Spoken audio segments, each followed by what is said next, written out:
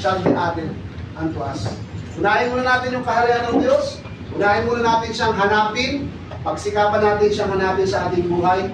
At ang lahat ng bagay ay idaragdag sa atin. Sir, hindi po kayo pagkukulangin ng Diyos. Unahin lang natin na magtiwala at manampalataya tayo sa Kanya. Kasi minsan, magaling tayo, marami tayong skills. Pero tandaan natin, tao tayo, nagkakamali tayo. Pero ang ating ang sinasangguni araw-araw ang Diyos, hiningin natin ang tamang direksyon sa Kanya at gabay.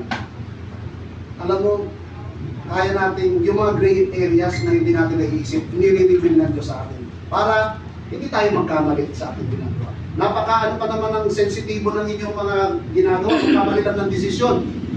Pwede lang agad kayo mamidya. Mabaliktad na agad. Di ba may mga pagkakataon na hindi nyo naman kasalanan kayo na tumulong, nababaliktad pa. So, napaka-ganda na unahin natin ang Diyos. Sangguniin natin siya sa lahat ng bagay. This year, unahin natin. Kung nagkulang tayo, unahin na tayo ng tawad.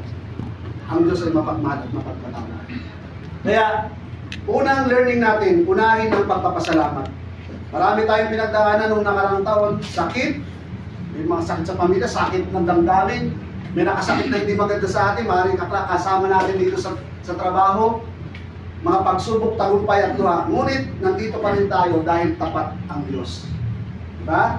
Sabi nga sa Psalm 107 verse 1, give thanks to the Lord for He is good, His love endures forever.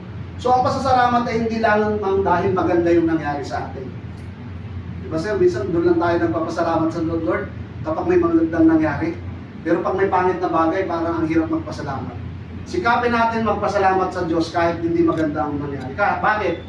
May tinuturo sa atin yun. Yung mga pangit na bagay na nangyari sa atin. Binibuild ang inyong karakter. For example, maaaring napagalitan kayo ni sir ng boss nyo. Pero hindi naman personal yun. Huwag natin personal.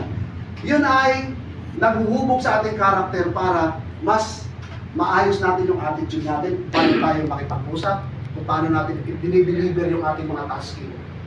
Okay? So, ang pagpapasalamat, hindi lang maganda.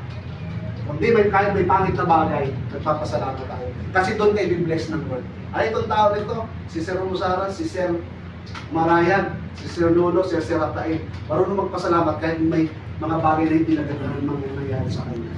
I will bless this